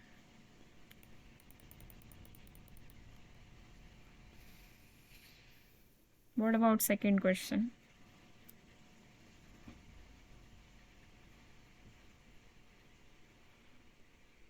देखो इसमें क्या होगा, क्या ये 0/0 फॉर्म बन रही है या इन्फिनिटी/इन्फिनिटी फॉर्म? अच्छा, इसमें इन्फिनिटी लिमिट दे दी है मैंने, चलो इसको भी घर पे ही ट्राई करना। क्या भी करोगे? चलो मैं थोड़ा सा हिंट देती हूँ आपको। अब हमें कैसे पता चलेगा ये 0/0 फॉर्म है या क्या फॉर्म है, या इनडिटर्मिनेट फॉर्म है भी या नहीं? देखो जैसे ही इन्फिनिटी जाएगी, लिमिट इन्फिनिटी को अप्रोच करेगी, इस इंटीग्रेशन की limit 0 to x e⁻t², this. अब ये ऊपर वाली लिमिट जब इन्फिनिटी को जाएगी तो आपसे पूछा जा रहा है इस पॉइंट से शुरू करते करते इन्फिनिटी पॉइंट तक जाते जाते, मतलब राइट साइड की सारी एक्स एक्सेस को कवर करते करते, जो आपका e⁻t² का ग्राफ है, कैसा होगा वो ग्राफ? कुछ इस प्रकार से होगा। तो ये ग्राफ जो एरिया अंडर द कर्व है वो कितना देगा? डेफिनेट इंटीग्रेशन क्या डिनोट करता है? इस कर्व के अंडर का एरिया ही तो डिनोट करता है। क्या अमाउंट होगा उस एरिया का? Ma'am infinite. इनफाइनाइट होगा, दैट्स फॉर श्योर। और ऊपर क्या है इसके? स्क्वायर दे रखा है, तो वो इनफाइनाइट ही होगा। नीचे बात करते हैं, इधर भी सेम टाइप का फंक्शन है 2t² समथिंग लाइक दैट, और उसमें भी सेम काम हो रहा है, तो ये भी इनफाइनाइट आएगा। सो l'Hopital रूल तो अभी भी लग जाएगा, तो लगा दो।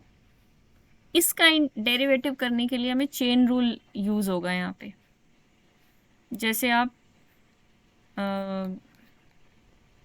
F of x whole square का डेरिवेटिव कैसे करते थे, d by d x chain rule से, 2 times f of x times f of x का डेरिवेटिव, मतलब अंदर वाले फंक्शन का derivative, this is chain rule. बस वही सेम प्रोसीजर हमें यहाँ पे करना होगा। ठीक है, कर लोगे? अच्छे बच्चे हो? Yes ma'am. ठीक है। मैम एक बार ऊपर वाले क्वेश्चन। हाँ, ये फर्स्ट वाला। Yes ma'am. देखो क्या किया हमने इसमें, फर्स्ट रूल टाइप 1 वाला वो किया था ना, तो फर्स्ट वाले ऊपर वाले का डेरिवेटिव करेंगे। तो ऊपर वाले का डेरिवेटिव क्या होगा? अब सिंपल टी का फंक्शन है तो हमें इसका इंटीग्रेशन के अंदर डेरिवेटिव ले जाने की वो सब ज़रूरत नहीं है, टाइप 1 सीधे सीधे यूज़ करनी है। तो बस टी की जगह अपर लिमिट पुट कर दी, ये पुट कर दी टी की जगह अपर लिमिट, उसके साथ जो अपर लिमिट है उसका डेरिवेटिव मल्टीप्लाई कर दिया। नीचे भी यही काम किया है। और देखो लोअर लिमिट तो ज़ीरो है तो इसको मैं -0 करके लिख सकती हूँ।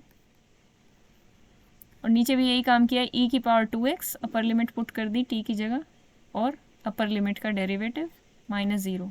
बस ये क्या बन जाएगा, 0 पे लिमिट लगानी है ना, तो e की पावर 0 डिवाइडेड बाई e की यस पावर मैम, 0। मैंने तो और गलती कर दी थी। क्या गलती? 0 मल्टीप्लाई किया था ना, मैंने डायरेक्ट 1 ही लिख दिया है की पावर 0 नहीं लिखा। ऐसी ऐसी गलतियाँ ध्यान दे के सुधारो। ठीक है, तो बस कहाँ पे थे हम? कर लोगे सॉल्व? अब सॉल्व करके इसका आंसर निकालो जल्दी से, तब तक मैं अगला क्वेश्चन लिखती हूँ और उसको सॉल्व करना है आपको, जैम 2019 का।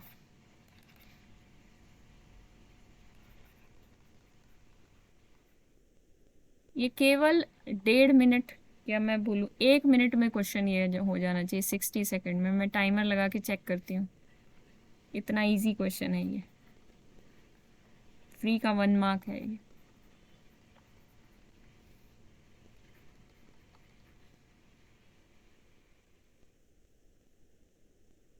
gx फंक्शन दिया गया है, अभी करना मत, स्टार्ट करना, ऊपर वाला कर लो पहले, जब मैं बोलूँगी तब स्टार्ट करना। और यहाँ पे एफ ऑफ एक्स भी डिफाइन करके दे दिया गया है।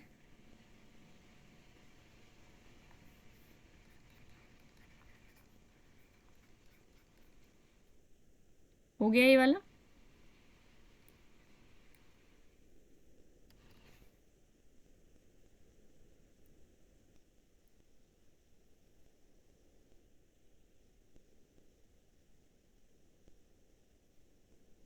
आंसर आई थिंक 0 आना चाहिए आपका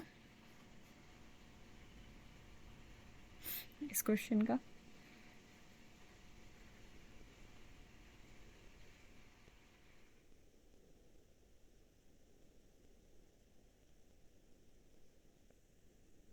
हाँ, मैं पूछ रही थी टिफर का फॉर्म किसी ने भरा है क्या?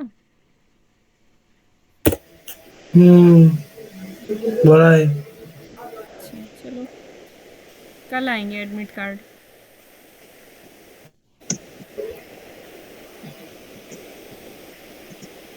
क्यों फालतू फालतू भरा?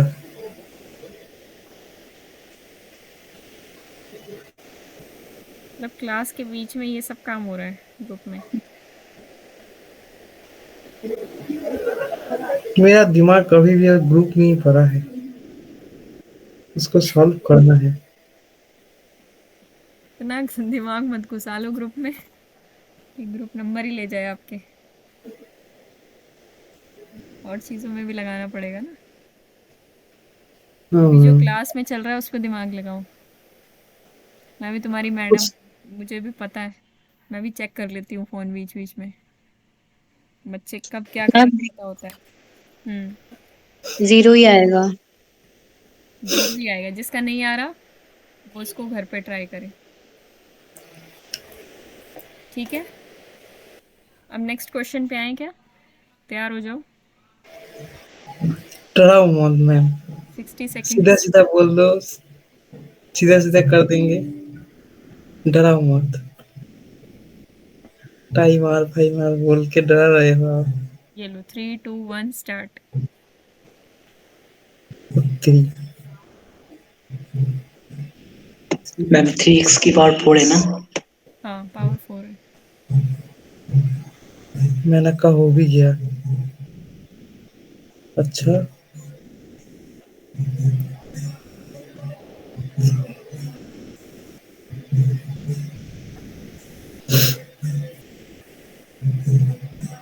क्या करना होता है? अभी भी आपके पास 30 सेकेंड है। हो गया।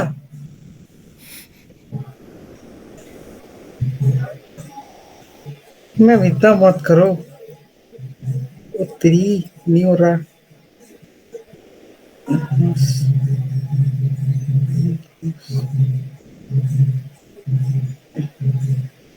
Ten 10 second. हो गया। रुको रुको ठीक है, रुको। रुक जाओ, आंसर मत बताना।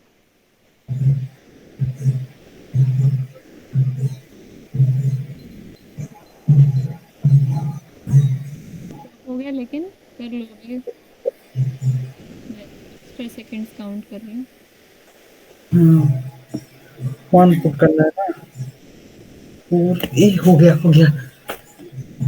ठीक है, 7 मैम सेकेंड एक्स्ट्रा। सबका हो गया? यस मैम, इमेजिनरी आ रहा है मेरा। इमेजिनरी आएगा, 60 सेकेंड का टाइमर लगाऊंगी तो। मेरा 7 आया। 7 ही है। 8 माइनस, रुको सच में रुको, आपके ऊपर प्रेशर आ गया, इसका मतलब। ये कहाँ क्या पुट करूँ? ये तो जीरो दे रहा है। वन, हाँ 7 आ रहा है मैम। 8 माइनस 1 मैं यहाँ वहाँ लगा रहा था। 7 इमेजिनरी। नहीं मैम, इमेजिनरी नहीं आएगा। ठीक है, इमेजिनरी नहीं आएगा 7 आएगा, 7 7। तो कोई किससे भी बढ़िया क्वेश्चन कराऊंगी तब मजा आएगा, उसमें 30 सेकेंड तो दूंगी। देखना ही ना था, ये तो जीरो देता रहता। क्यों इस पे टाइम बर्बाद किया? निर्माल्य, आप जो लोग मन में सोचते हैं आप मुंह से बोलते हैं। क्या हुआ मैम, हंस क्यों रहे हो? क्योंकि आप सच में फनी हो इसलिए हंस रही हूँ। मैं ऐसा ही हूँ मैम। बाकी सबका एंटरटेनमेंट होता रहता है। तो कोई फर्क नहीं पड़ता मेरे को, दुनिया इधर की उधर हो जाए, नहीं, खुश रहो जिंदगी में। और क्या, दैट्स इट। सब लोग आपसे खुशी हैं, स्ट्रेस नहीं आने देते ना आप क्लास में किसी को। चलो, ये होने का फायदा मतलब बहुत नुकसान भी है मैम। निकालो भी। एकता और मेहनत की तो आवाज ही नहीं आ रही है, कहाँ चले गए? ओ बाबू मोसाई, नींद आ गई क्या? कर रहे हैं। इसको भी करना है क्या मैम? हाँ, ट्राई करना, लेकिन पहले इसको सॉल्व कर लेते हैं। हमने पूछा था आपसे G-1। आंसर क्या होगा मैम? G-1 निकाल के देख लेती हूँ, अब तो मुझे अपने आंसर पे डाउट हो गया है। वैसे आपने जो आंसर बताया मेरा तो वो नहीं आया था, एक बार निकाल लेते हैं। देखो, हमें क्या करना आता है, अरे G-1 निकालना है ना, तो G-X तो आपको निकालना ही पड़ेगा, एक बार निकाल लो। तो ये देखो, t का फंक्शन है, टाइप 1 लगेगा। सीधे आपको क्या करना है, पहले वाले का अपर लिमिट का डायरेक्ट डेरिवेटिव लिया करो। दिमाग में एक सेट करके चलो कि मुझे अपर लिमिट का डेरिवेटिव करना है और अपर लिमिट पुट करनी है। और दूसरी सेटिंग क्या है दिमाग में, माइनस अपर लिमिट का डेरिवेटिव करना है, which is 2x minus 2, x square minus x होगा ना। फिर हमें F of x square minus x ये करना है। मैम ये करना है। 2x 2x minus minus 1 1। नहीं आएगा। अच्छा, ऐसी बात, ठीक है। और ये एक्स स्क्वायर माइनस एक्स, ठीक है। तो F4 इंटू क्या हो जाएगा, 1। अब देखो, हमें G-1 निकालना है, तो इसको सॉल्व करने का तो कोई मतलब ही नहीं है यहाँ पे।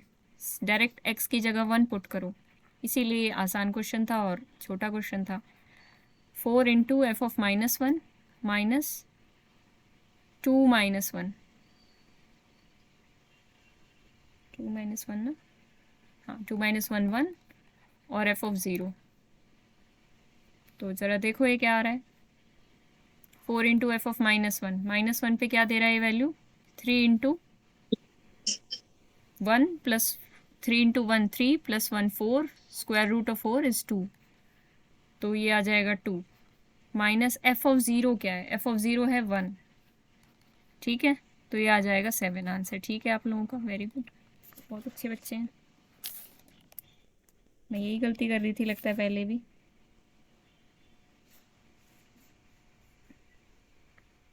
ठीक है, f of 0 1 into F of 0।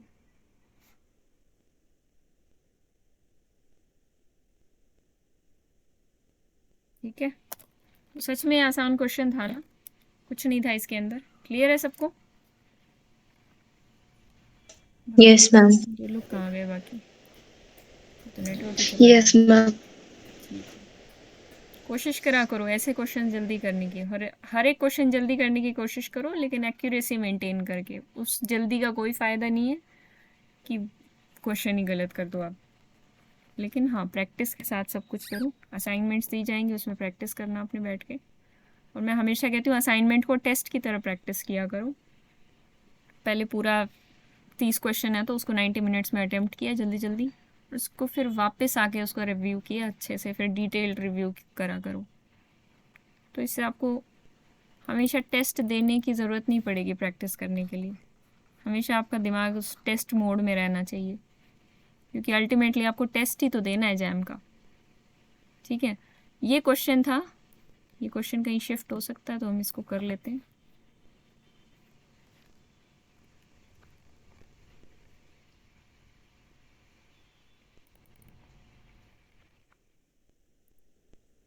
हो गया शिफ्ट, वाह वाह। ठीक है, जैम 2018 में आया ये क्वेश्चन, कहता है कि कोई फंक्शन है 0 टू इन्फिनिटी से 0 टू इन्फिनिटी पर कॉन्टीन्यूस और डिफरेंशिएबल फंक्शन है, और कुछ इस तरीके से डिफाइंड है, square root of f t 0 to x d t. F of 6 निकालना है। अब एफ ऑफ 6 अगर आप डायरेक्टली देखने जाओगे तो आपको पता चलेगा 0 to 6 square root of f t. आपके हाथ में क्या लगा? कुछ भी नहीं, बाबा जी का ठुल्लू। तो अब हमें क्या करना पड़ेगा? हमें जो आता है हम वही यूज़ कर लें। मतलब इसको देख के तो ये लग रहा है कि न्यूमेरिकल वैल्यू तो आ ही नहीं सकती इसकी, लेकिन आएगी। हम लेबनीज रूल लगाते हैं एक बार, मैम क्योंकि हम एक बार अंदर में भी एफ ऑफ एक्स है, मतलब एफ ऑफ टी, बाहर में भी एफ ऑफ एक्स है। सही, जी ऑफ एक्स आएगा। फंक्शन सेम ही है क्या? नहीं नहीं नहीं, सेम आएगा, सेम आएगा, सेम है, तभी तो हम निकाल पाएंगे। ठीक है ना, ये सेम फंक्शन ही आएगा, तभी तो हम एफ ऑफ 6 की वैल्यू निकाल पाएंगे। अगर ऐसा जी ऑफ एक्स दे देते तो ये तो इम्पॉसिबल होता है एफ ऑफ 6 की कोई पर्टिकुलर स्पेसिफिक वैल्यू निकालना। ठीक है ना? Yes ma'am. और अगर हम इसमें 6 पुट करेंगे तो अंदर भी 6 होगा ना फिर? नहीं, 6x की जगह पुट होगा, 6x की जगह पुट होगा। वो यस मैम, एक समझ गए। इंटीग्रेशन है ना 6 की वेरिएबल। जगह। ठीक है, तो अब हम क्या करें, लेबनीज रूल लगाते हैं। टाइप 1 लग जाएगा इसके अंदर। देखो लेबनीज रूल आप जहाँ सोच भी नहीं सकते वहाँ भी लग जाता है। अब ये एक अच्छा क्वेश्चन है उसकी एप्लीकेशन का। एफ डैश एक्स जब हम निकालेंगे, हम क्यों निकाल रहे हैं वैसे तो, अब कहोगे कि हमें तो एफ ऑफ एफ की वैल्यू चाहिए, हम एफ डैश क्यों निकाल रहे हैं? देखो कुछ ना कुछ रिलेशन निकल के आएगा, तो क्या पता हम उसको वापस इंटीग्रेट कर पाएँ या कुछ और कर पाएँ, तो हम करके देखते हैं एक बार। कुछ ना कुछ ट्रायल्स तो हमें लेने ही पड़ते हैं ना, क्वेश्चन करते हो तो एक ट्रायल ही समझो इसको। तो ये हम कर रहे हैं, तो हमें पहले तो अपर लिमिट का डेरिवेटिव करना है 1, और अपर लिमिट पुट करनी है माइनस लोअर लिमिट 0 ही है, उसका डेरिवेटिव 0 ही होगा, और जो भी आप पुट करोगे तो अल्टीमेटली दैट इज़ 0। सो ये क्या आ गया, f dash is equals to square root of. ठीक है, एफ ऑफ 6 निकालना है अब। तो ये आपको कैसा दिख रहा है? कुछ कुछ put y is equals to f of x. तो आपको किसी चीज़ की याद आ रही होगी शायद। अब मैं अगर ऐसे लिखूँ इसको, y is equals to square root of y, sorry y dash is equals to square root of y। कुछ याद आया? एक ऐसा सब्जेक्ट जिससे अभी तक हम अनटच्ड हैं, पर आपने अपनी बीएससी में पढ़ी होंगी डिफरेंशियल इक्वेशन, और इसमें बीएससी का कुछ भी यूज़ नहीं होगा, इसमें 12th क्लास वाला डिफरेंशियल इक्वेशन यूज़ होगा, देखना। अब हमारे पास और कोई चारा नहीं है इस डिफरेंशियल इक्वेशन को सॉल्व करने का के अलावा, क्योंकि हमें y पता नहीं है, लेकिन y डैश और y में कुछ ना कुछ रिलेशन है, और उस रिलेशन को सॉल्व करने के लिए, y की वैल्यू निकालने के लिए एक डिफरेंशियल इक्वेशन ही है जो काम आती है हमारे। तो बस हम कुछ नहीं करेंगे, बस वही यूज़ कर देंगे, सेपरेशन ऑफ वेरिएबल्स वाले तरीके से। बिल्कुल बेसिक चीज़ें यूज़ कर रही हूँ, अगर किसी को फिर भी कहीं दिक्कत आ रही है तो आप मुझसे पूछ सकते हो। ये सब बातें हम 12th क्लास में ही करते हैं। x plus constant, so y will be equal to x plus c divided by 4, x plus c का होल स्क्वायर डिवाइडेड बाय 4। ठीक है यहाँ तक? Yes ma'am. लेकिन अभी हमें कांस्टेंट ऑफ इंटीग्रेशन तो पता नहीं है, तो फिर हमें वापस जाना पड़ेगा एक बार क्वेश्चन में, वहाँ से कुछ हेल्प मिल जाती हो क्या पता। हाँ बिल्कुल मिल जाएगी। देखो एफ ऑफ ज़ीरो जब आप देखोगे तो ऊपर और नीचे दोनों लिमिट ज़ीरो हो जाएंगी, तो एफ ऑफ ज़ीरो क्या आ जाएगा? ज़ीरो आ जाएगा। F of zero is equal to zero है, मतलब y of zero is equal to zero है। बस उसी बात का यूज़ कर लेते हैं हम। जब दोनों साइड ज़ीरो ज़ीरो रखोगे तो बस आप सॉल्व कर लेना, कांस्टेंट ऑफ इंटीग्रेशन ज़ीरो ही बनेगा। तो एक्चुअल में जो फंक्शन निकल के आया वो ये निकल के आया। क्या आप कभी सोच सकते थे कि आप फंक्शन निकाल पाओगे? हाँ बिल्कुल सोच सकते थे, ऑब्वियसली तभी हमने निकाला है, क्योंकि यहाँ पर f था इसलिए ये पॉसिबल हो पाया। अगर यहाँ कुछ GHIJKL होता तो नहीं हो पाता पॉसिबल। ये एक रिलेशन दिया हुआ है, ये एक इंटीग्रल इक्वेशन है। इंटीग्रल इक्वेशन पढ़ा हुआ है किसी ने? मैम हमारा इस सेमेस्टर का सब्जेक्ट है। बड़ा ही प्यारा सा सब्जेक्ट है, अच्छे से पढ़ना, नेट में भी काम आता है। तो बस उस इंटीग्रल इक्वेशन को हमने डिफरेंशियल इक्वेशन में चेंज कर लिया और उसको सॉल्व कर लिया। इंटीग्रल इक्वेशन में स्क्वायर रूट ऑफ एफ का पता नहीं सॉल्व करने का कोई तरीका डायरेक्ट होता है या नहीं, अभी तो मुझे याद नहीं आ रहा। बाकी इंटीग्रल इक्वेशन आपके सिलेबस में नहीं है तो आपको अपने तरीके अपनाने पड़ेंगे, और डिफरेंशियल इक्वेशन हमेशा ज़्यादा बेसिक होता है। तो हम डिफरेंशियल इक्वेशन और लेबनीज़ रूल का यूज़ करके अपने कंक्लूजन पे आ गए। क्या कंक्लूजन निकला? एफ ऑफ 6 की वैल्यू निकालनी थी। एफ ऑफ 6 क्या निकलेगा? 36/4 विच इज़ 9। मैम ये जो हमने y लिया था ये तो f डैश x लिया था ना? नहीं, f ऑफ x ही लिया था। ठीक है। राइटिंग गंदी है वो बात अलग है, एफ ऑफ एक्स ही लिया था। ठीक है, एक अच्छा सा क्वेश्चन करें। नहीं, अच्छा नोट्स में एक क्वेश्चन है वो आपको ट्राई करना है, इसके बाद एक 2017 का क्वेश्चन है, पढ़ लेना, वो ट्राई कर लेना। एक 2016 का मैम इसमें अगर आप सारे प्रीवियस ईयर करा ही दोगे तो प्रीवियस ईयर जब सॉल्व करेंगे तब क्या करेंगे? सारे थोड़ी करा दूंगी। कहा ना एक वो है जो खुद करना है आपको, उसके बाद एक और है वो भी खुद ही करना है आपको, 2016 का ये वाला भी। ठीक है, मैं एक लास्ट क्वेश्चन कराती हूँ। कल हम गामा फंक्शन पढ़ेंगे जो डबल और ट्रिपल इंटीग्रेशन में काम आने वाला है हमारा, और फिर उसके बाद शायद कुछ एक और चीज़ है, और उसके बाद फिर हम डबल इंटीग्रेशन पे आ जाएंगे। देखो अगर ऐसा आज फंक्शन, ही गामा पढ़ाओगे? नहीं नहीं कल, अच्छा अच्छा। तो मैं सिर्फ क्वेश्चन करा रही हूँ। जो नोट्स में एक दो क्वेश्चन है वो देख लेना, या प्रीवियस ईयर जब डालूंगी उसमें से कर लेना। वैसे आज के आज ही कर लो तो ज़्यादा जोश बना रहेगा। मैं आपसे ये जानना चाहती हूँ कि ये फंक्शन किसका आएगा रिजल्टेंट? कांस्टेंट आएगा, किसी वेरिएबल का आएगा, क्या आएगा? Call it capital F. तो ये किसका फंक्शन होगा?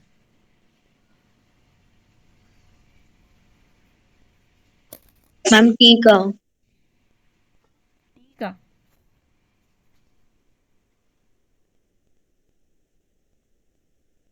हाँ अगर t वेरिएबल है तो।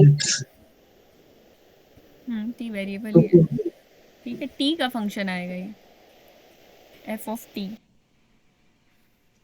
अब अगर यहाँ पे आपसे किसी ने पूछा, मतलब आपका मेन टास्क यहाँ पे है एफ ऑफ टी निकालना, साउंड्स वियर्ड ना, लेकिन हम पहले एफ डैश टी निकालते हैं, उसकी हेल्प से देखते हैं कि एफ टी निकाल पाएंगे या नहीं। देखते हैं, देखो एफ ऑफ टी कैसे निकलेगा, मतलब एफ डैश टी कैसे निकलेगा, आप ज़रा बताओ मुझे, कैलकुलेट करो सामने ही मेरे, बोल बोल के मुझे बताओ।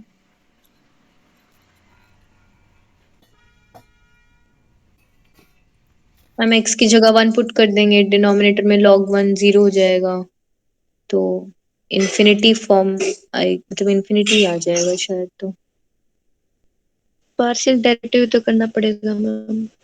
लेबनीज रूल लगाना है, हाँ क्या बोल रहे हो प्राची, ठीक है, समझी नहीं। ठीक है, सॉरी मैम, 2 वेरिएबल्स वाला लगेगा। टू वेरिएबल्स वाला लगेगा, एफ डैश टी निकालना है, मतलब पार्शियली टी के रिस्पेक्ट में आपको अंदर डेरिवेटिव करना होगा। यानी अगर मैं कंप्लीटली इसको लिखूं आपकी सारी कन्फ्यूजन्स को दूर करने के लिए, अरे ये हो जाएगा, ये जो भी था अंदर इसका पार्शियली टी के रिस्पेक्ट में डेरिवेटिव। अब सॉल्व आप ही करोगे, मैं नहीं करूँगी। फिर उसके बाद नेक्स्ट स्टेप क्या होगा, upper limit and lower limit. But फ़ायदा यहाँ पे ये है कि अपर और लोअर लिमिट दोनों का डेरिवेटिव करेंगे, अब क्योंकि वो कांस्टेंट है तो दोनों डेरिवेटिव ज़ीरो ही आने वाले हैं, तो आगे का काम सारा ज़ीरो। ठीक है, अब मेन इस पे फोकस है हमारा। log x का तो डेरिवेटिव करना नहीं है क्योंकि पार्शियलिटी के रिस्पेक्ट में आप कर रहे हो डेरिवेटिव, तो 1/log x को एक बार बाहर रखो और उसका डेरिवेटिव बताओ जल्दी से। t x की पावर t माइनस 1।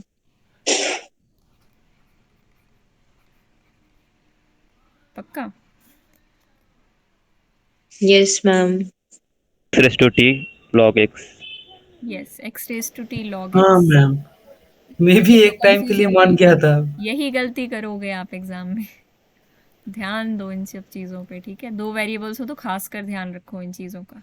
टी के रिस्पेक्ट में, पावर के रिस्पेक्ट में डिफ्रेंसिएशन हो रहा है, ठीक है। ए की पावर एक्स का जैसे होता है ए की पावर एक्स इंटू लॉग ए, यहाँ पे एक्स इज़ अ कांस्टेंट, मतलब बेस जो है वो कांस्टेंट है, ठीक है। तो ये क्या हो जाएगा, ये तो बड़ा अच्छा काम हो गया है कि नहीं। एक्स की पावर टी, यहाँ पे डी एक्स था, हाँ अब डी एक्स है। अब बोलो, अब बोलो। x की power t plus 1 by t plus 1। हाँ, फाइनल आंसर क्या आएगा, 1 by t plus 1। T plus one, ठीक है, माइनस जीरो वटेवर। अब f dash t is equals to 1/t+1।